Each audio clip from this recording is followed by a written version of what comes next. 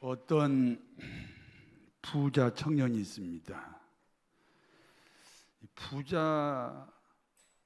부자만 봐도 대단한데 청년입니다. 어떤 부자 청년이 예수님을 찾아왔습니다. 그리고 이렇게 질문합니다.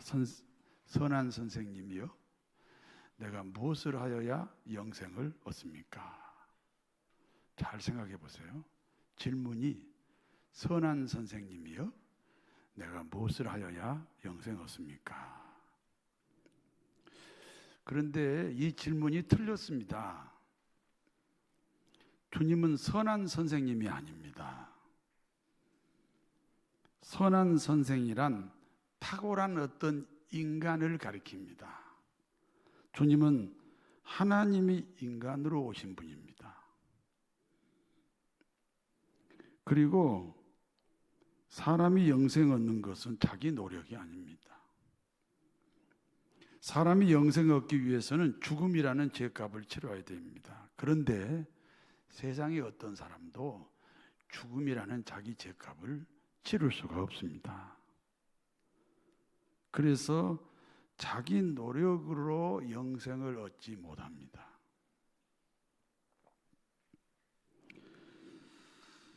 그렇기 때문에 창조주 하나님이 인간으로 오셨습니다. 그분이 예수 그리스도입니다. 그리고 저와 여러분의 죄값으로 십자가에 죽었습니다.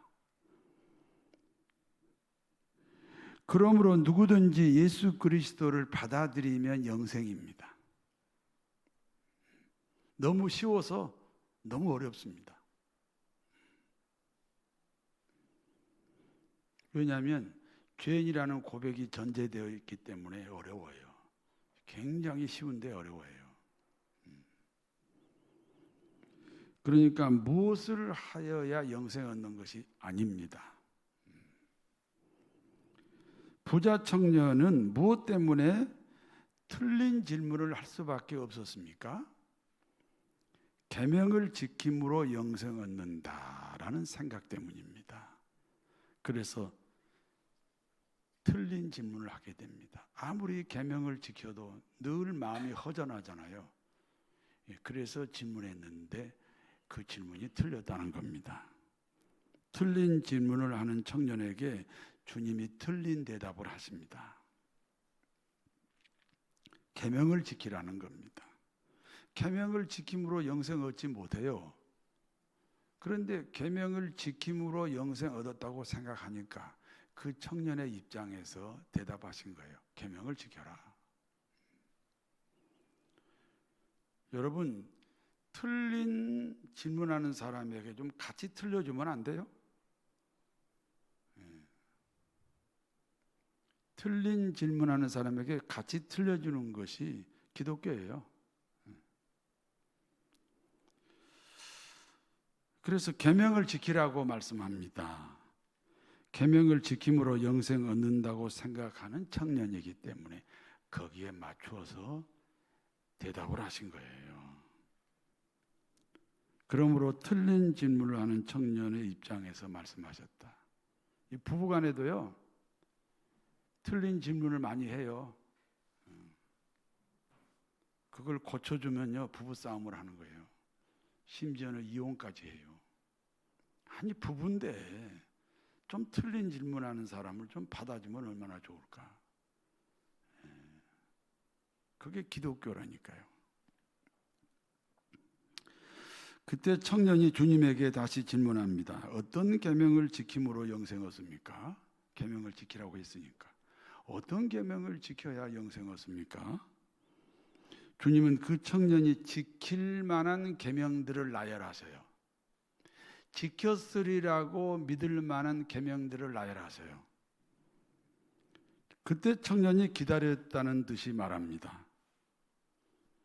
저는 그와 같은 계명을요, 어려서부터 다 지켰습니다. 그때 주님이 말씀합니다. 내가 과연 계명들을 온전히 지키려면 내 재산을 팔아 가난한 사람에게 주고 나를 따라오라. 부자 청년은 재산을 몽땅 팔고 주님을 따를 수가 없었습니다. 그러므로 근심하여 돌아갔습니다. 그러니까 계명을 다 지켰다고 하니까 너 있는 재산 다 팔아서 가난한 사람에게 줘. 그것도 계명이야. 근데 이제 그 계명을 지킬 수가 없잖아요. 그래서 근심하여 돌아갔다. 다시 말해서 너는 계명으로 영생 얻는 것이 아니야 라는 주님의 메시지이기도 합니다. 부자 청년이 떠난 후에 주님이 말씀합니다. 천국 가는 것이 매우 어렵다. 얼마나 어렵습니까? 낙타가 바늘길을 통과하는 것보다 부자가 천국 가는 것이 더 어렵다. 여러분, 낙타가 바늘길을 통과할 수 있습니까? 그냥 물어보잖아요. 있습니까? 없죠. 그러므로 부자는 천국 갈 수 없다는 결론입니다. 제가 질문합니다. 이 세상 사람들의 공통적인 소원이 뭘까요? 그럼 좁혀서 여러분의 공통적인 소원이 뭐예요? 부자 되는 거죠. 부자 되고 싶지 않는 사람 있으면 손 들어봐요. 없어요. 그런데 주님이 말씀합니다. 낙타가 바늘길을 통과할 수 없듯이 부자가 천국 갈 수 없다는 거예요. 그렇다면 천국에 가기 위해서 부자가 되면 안 된다는 얘기잖아요. 그런데 말입니다. 부자라도 천국 갈 수 있는 방법이 있습니다. 이 세상은 누가 창조했나요? 하나님이죠. 그러면 이 세상의 주인은 누군가요? 하나님이죠. 그렇다면 인간의 주인이 누구죠? 마찬가지로 누구예요? 하나님입니다. 인간의 주인이 하나님이면 인간에게 속한 모든 것 역시 하나님의 소유입니다.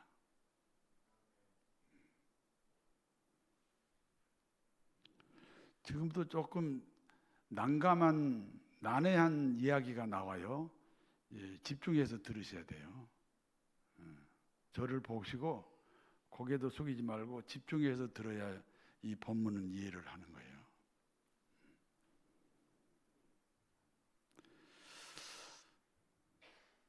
인간의 주인이 하나님이면 그 인간에게 속한 모든 것 역시 하나님의 것입니다. 그러므로 어떤 사람이 가진 재물 역시 하나님의 소유입니다. 다시 말씀드립니다. 자신이 가진 재물이, 내가 가진 재물이 내 것이라는 고백은 불신자들의 고백이에요. 그리고 그와 같이 고백하는 사람을 부자라고 그래요.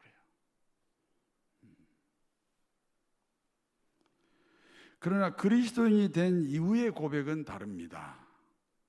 하나님의 소유물을 관리하는 사람이죠. 내 것이 아니니까. 하나님의 소유물을 관리하는 사람입니다. 청직이라는 거예요.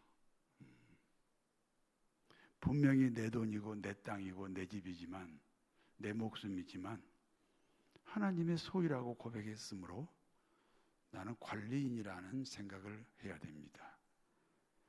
그거를 청직이라고 불러요. 그러므로 자신이 가진 재물의 소유권이 누구냐에 따라서, 그러므로 자신이 가진 재물의 소유권이 누구냐에 따라서 부자 또는 청지기로 나눌 수 있습니다. 소유권 고백이 자기 자신에게 있으면 부자예요. 그리고 불신자예요. 교회 다녀도 불신자입니다. 직분을 가졌어도 불신자입니다. 그러나 소유권 고백이 하나님께 있으면 신자예요. 그러니까 예수님을 구주로 고백한 증거가, 내가 예수 믿는다는 증거가 소유권 고백이에요. 자신의 생명도 주님의 것이에요. 그러므로 자신의 생명에 속한 내 생명에 속한 모든 재물 역시 하나님의 소유입니다. 다시 말씀드립니다. 이 검단 인천 땅을 다 가지고 있어요. 검단 땅이 비싸요, 싸요? 그러니까 검단 땅, 인천 땅을 다 가지고 있다니까. 그러면 사람들은 이 사람을 뭐라고 불러요? 부자라고 불러요. 그러나 그 사람이 기독교인이라면 검단 인천 땅을 다 가지고 있어도 사람들이 부자라고 그러지 자신은 부자라고 하면 안 돼요. 청직이라고 하는 거예요.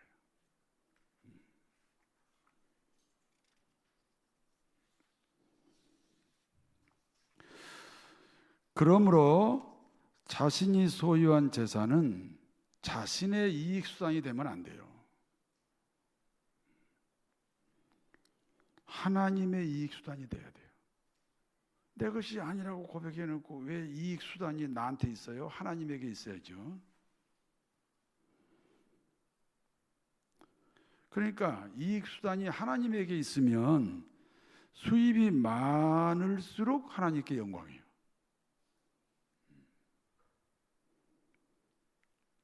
그리고 그와 같은 고백 때문에 11조를 드리는 거예요. 성도 여러분, 복을 받으셔야 됩니다. 기왕이면 아멘 하세요. 복을 받으셔야 됩니다. 사업도 번성하여 빌딩도 사고 땅도 사야 됩니다. 은행 통장도 수백억, 수천억이 되셔야 됩니다. 다만 하나님의 청직이라는 사실을 기억해야 됩니다. 청직이 고백이 아니면 불신자이기 때문에 그렇습니다. 불신자는 천국 못 가잖아요. 청직이 고백이 아니면 불신자다. 어떤 부자에게 청지기가 있습니다. 청지기는 주인의 재산만 관리하지 않습니다. 주인의 재산을 관리하면서 주인에게 이익을 남겨야 됩니다. 인류 역사의 최고의 상수를 가진 민족이 이스라엘이에요. 이스라엘의 상수를 따라갈 수가 없어요. 미국에도 3%뿐인데 이스라엘 민족이 3%뿐인데 세계를 완전히 미국을 완전히 지배하고 그래서 세계를 지배하는 민족이 이스라엘이에요. 상권 때문에 그래요. 상술.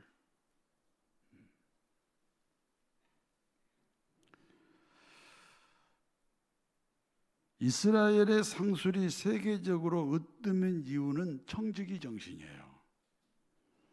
자신의 이익을 위해서 장사하게 되면요, 그 목표가 자신의 이익에 있으면요 욕심이 생기잖아요. 욕심은요 지혜를 망가뜨려요. 욕심이 많을수록 지혜가 없어요. 그런데 이스라엘의 청지기 상술은 주인에게 이익을 주는 상술이에요. 자신의 이익과 상관이 없어요. 그래서 지혜로운 비즈니스가 되는 거예요. 그래서 세계 경제권을 가지고 있는 거예요. 오늘 본문에 나오는 청지기는 주인에게 이익을 남겨야 하는데 지금 손해를 끼치고 있습니다. 그와 같은 소식이 주인에게 전달됐어요. 누가복음 16장 2절에서 4절 같이 읽습니다. 주인이 그를 불러 이르되 내가 네게 대하여 들은 이 말은 어찌 됨이냐?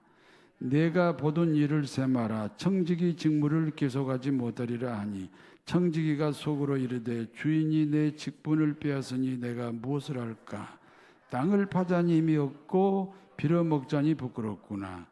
내가 할 일을 알았도다. 이렇게 하면 직분을 빼앗긴 후에 사람들이 나를 자기 집으로 영접하리라 하고. 종은, 이 청지기는 자신이 쫓겨난다는 사실을 알고 있어요. 주인에게 손해를 끼쳤으니까 쫓겨난다는 사실을 알고 있습니다. 그래서 한탄을 합니다. 주인으로 쫓겨나면 땅을 파고 일을 해야 된다. 땅을 파고 일을 하면 힘들지 않아요. 그래서 괴롭습니다. 그렇지 않으면 이곳저곳에서 얻어먹고 살아야 합니다. 저를 보세요. 부끄러운 인생입니다. 생각하니 난감합니다. 난감. 그런 노래 아세요? 난감하네. 난감합니다. 이래도 웃지 않으면요, 무섭습니다. 그래서 생각합니다. 주인에게 빚진 자들을 탕감시키겠다는 거예요. 그러면 주인으로부터 쫓겨난 후에 내가 탕감시켜준 사람들에게 신세를 지면 되겠다. 그렇게 생각을 한 겁니다. 그러므로 여기 청지기는 주인에게 빚진 자들을 불러 이렇게 말합니다. 누가복음 16장 5절에서 7절 같이 읽습니다. 주인에게 빚진 자들을 일일이 불러다가 먼저 온 자들에게 이르되 내가 내 주인에게 얼마를 빚졌느냐 말하되 기름 100마리니이다. 이르되 여기 내 증서를 가지고 빨리 50이라 쓰라 하고 또 다른 이에게 이르되 너는 얼마나 빚졌느냐 이르되 밀 100석이니이다. 이르되 내가 80이라 쓰라 하였는지라. 첫 번째 사람은요, 주인에게 기름 100말의 빚을 졌습니다. 기름 100말은요, 감람나무 92그루에서 나오는 그 양입니다.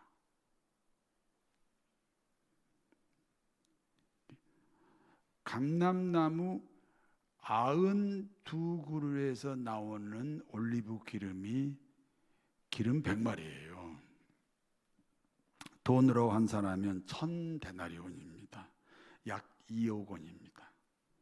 그러니까 차용 증서에 적힌 기름 100마를 50으로 고친 겁니다. 2억 원이 적힌 차용 증서를 1억으로 고쳤다는 겁니다. 공문서 2조입니다. 범죄 행위에 해당합니다. 두 번째 사람은 주인에게 밀 100석의 빚을 졌습니다. 밀 100석이면 27,500kg입니다. 돈으로 환산하면 약 5억 원입니다. 밀 100석이 적힌 차용 증서를 80으로 고쳤습니다. 다시 말해서 5억 원이 적힌 차용 증서를 4억 원으로 고쳤다는 겁니다. 마찬가지로 공문서 2조입니다. 청지기의 범죄 행위가 분명합니다. 그와 같은 소식을 또 주인이 들었어요. 공문서를 위조했던 청지기에게 주인이 이렇게 말합니다.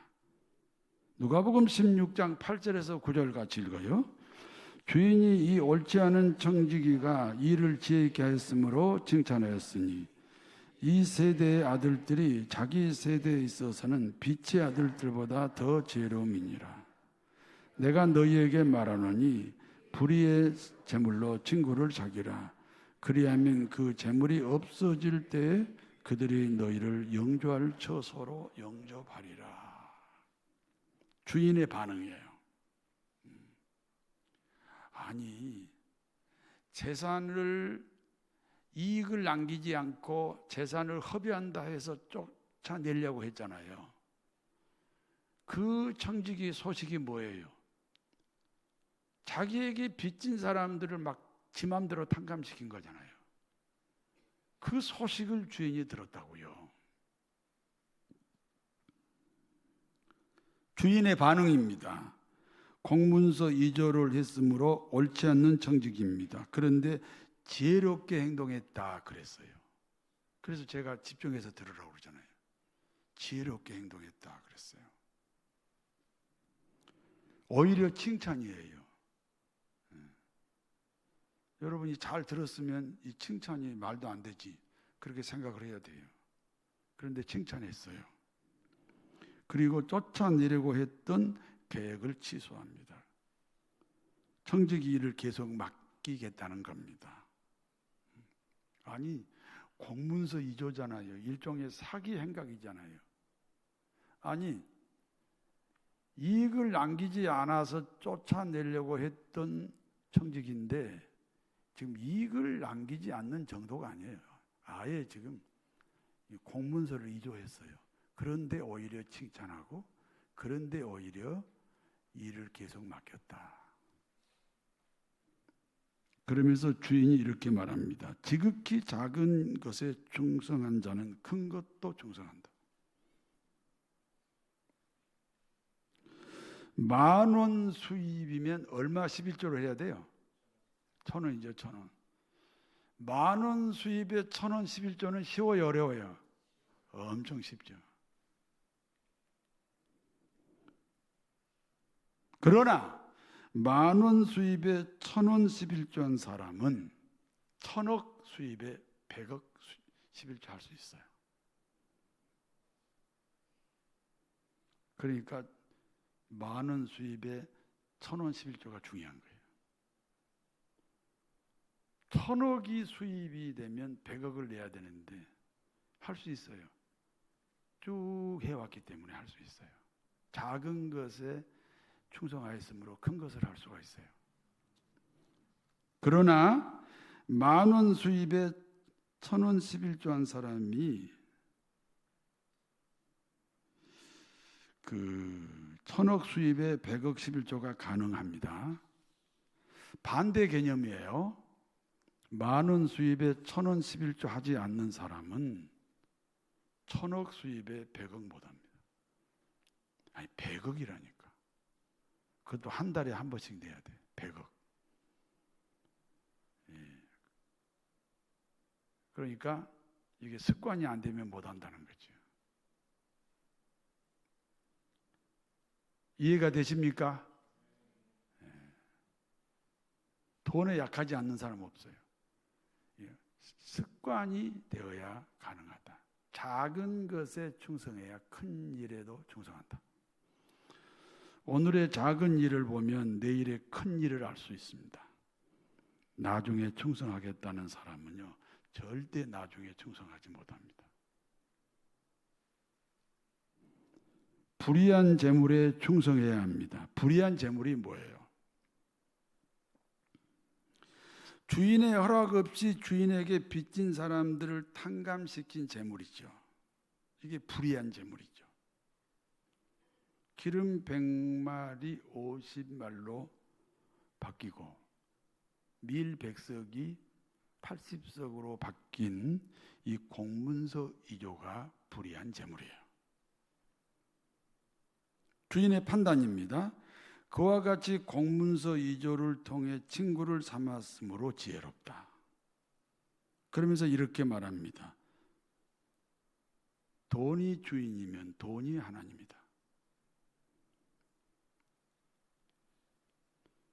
여러분, 돈이 더 귀해요? 하나님이 더 귀해요? 여기 앉아서는 그렇게 할 수가 있어요. 진짜로 한번 얘기해 봐요. 돈이 주인이면 돈이 하나님이죠.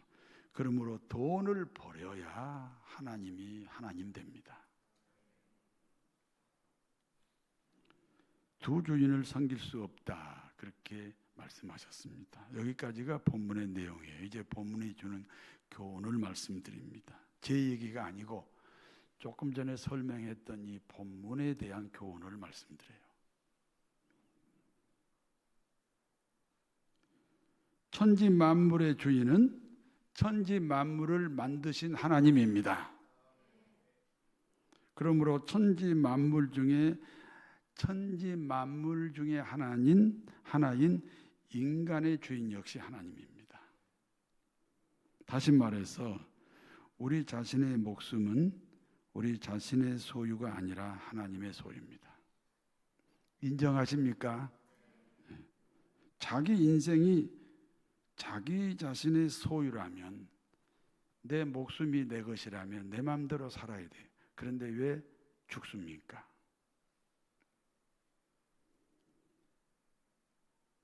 순서도 없어요. 주인이신 하나님이 가져가는 거기 때문에 순서도 없어요. 어떤 사람은 10살 때 죽어요. 그러나 어떤 사람은요 120살이 돼도 안 죽어요.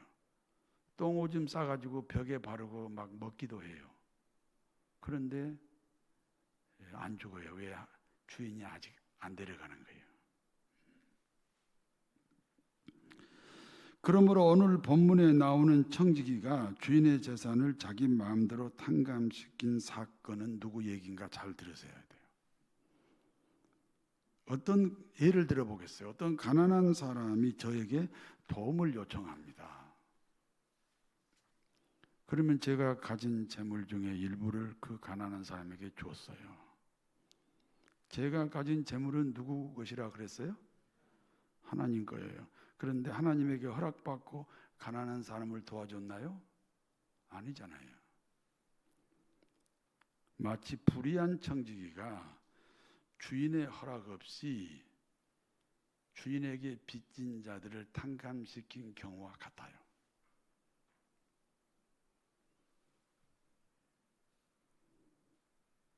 그러니까 불의한 청지기가 주인의 막 빚진 사람들을 탕감시켜줬으니까 아주 불의하구나. 아유 이게 아주 사기꾼 같구나. 그런데 그 얘기가 지금 내 얘기예요. 아니 분명히 내가 가진 재산이 누구 거라고 그랬어요? 그런데 하나님에게 허락받아 가지고 누구를 구제했냐고요? 아니잖아요. 그러니까 그 청지기가 바로 내 나라는 거죠.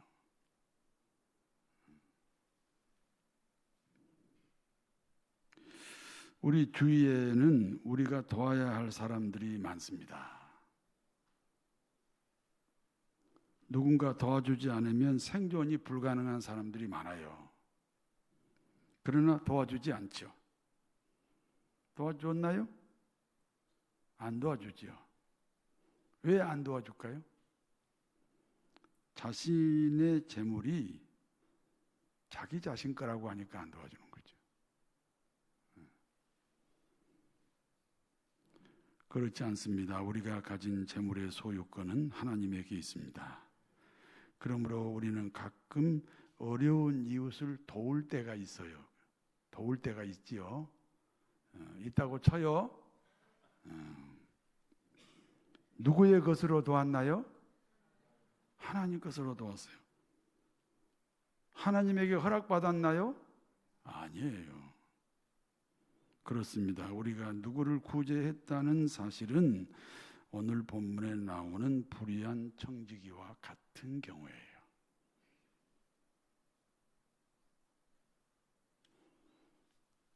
이해가 되시지요? 그래서 제가 집중해서 들으라고 그랬잖아요. 금방 놓쳐버려요. 이거를 난해의 구절이라고 그래요. 난해의 구절. 주인의 공문서를 위조했던 불의한 청지기와 같은 입장이에요. 우리가 누구를 구제한 적 없지만 구제했어도 청지기와 같은 입장이에요. 왜냐하면 주인의 것을 내 마음대로 인심 쓰고 칭찬은 내가 받았거든요. 그래서 구제한 적이 없지만 했다고 쳐도 겨우 불의한 청지기다.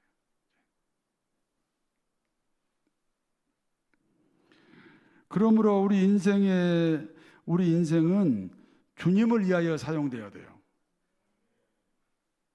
좋은 남편이 당신을 위한 남편이 아니에요.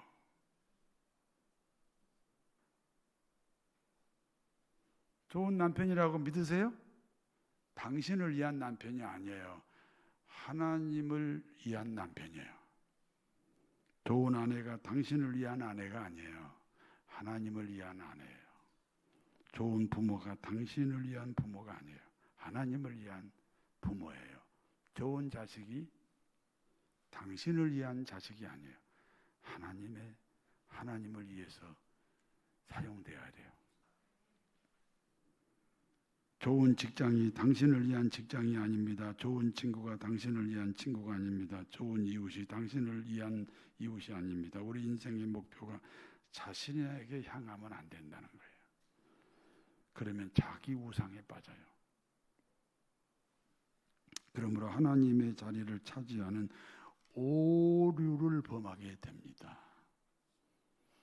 여러분의 인생 목표가 여러분에게 있지 않아요. 여러분에게 있으면 여러분이 하나님 되잖아요. 우상이 되는 거예요. 그래서 좋은 환경이 안 와요. 자꾸 그걸 깨뜨려야 되니까. 그러므로 인생의 목표를 하나님으로 정해야 됩니다. 그리고 나는 자유를 누릴 수가 있어요. 내 인생의 목표가 하나님에게 두면요, 나는요 자유를 누릴 수가 있어요. 잘 안 돼도 괜찮고 잘 되면 더 좋고, 안 되는 것도 하나님 책임이, 되는 것도 하나님 책임이. 그러면 하나님이 내 인생을 맡으셔요. 내가 내 인생을 책임지는 것보다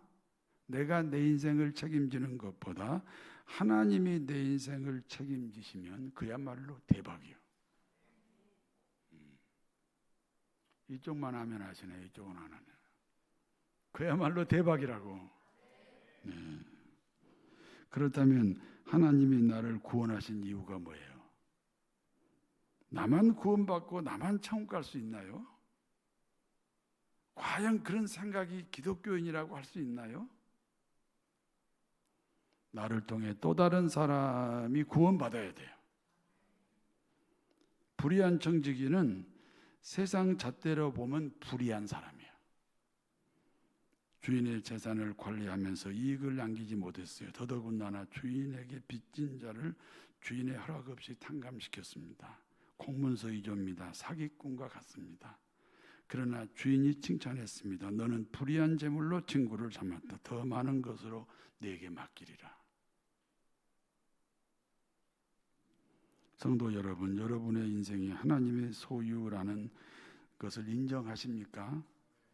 그러면 내가 남에게 구제하는 돈은, 내가 누구를 구제하는 돈은 불의한 재물이에요.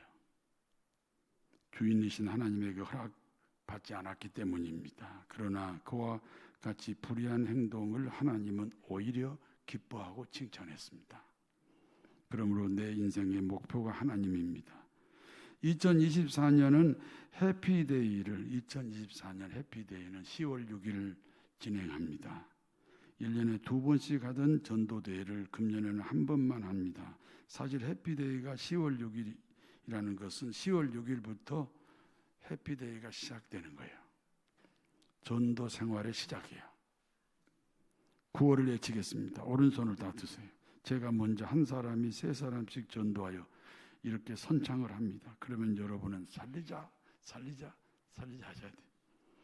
한 사람이 세 사람씩 전도하여 네.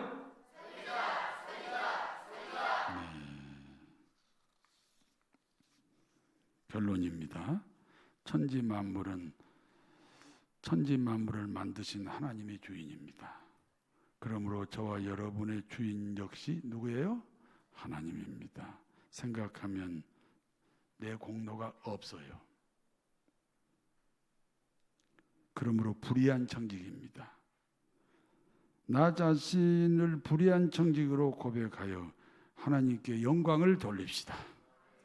그리하여 더 많은 것으로 받아 더 많은 것으로 충성하는 복된 성도님들이 되시기를 진심으로 축원합니다.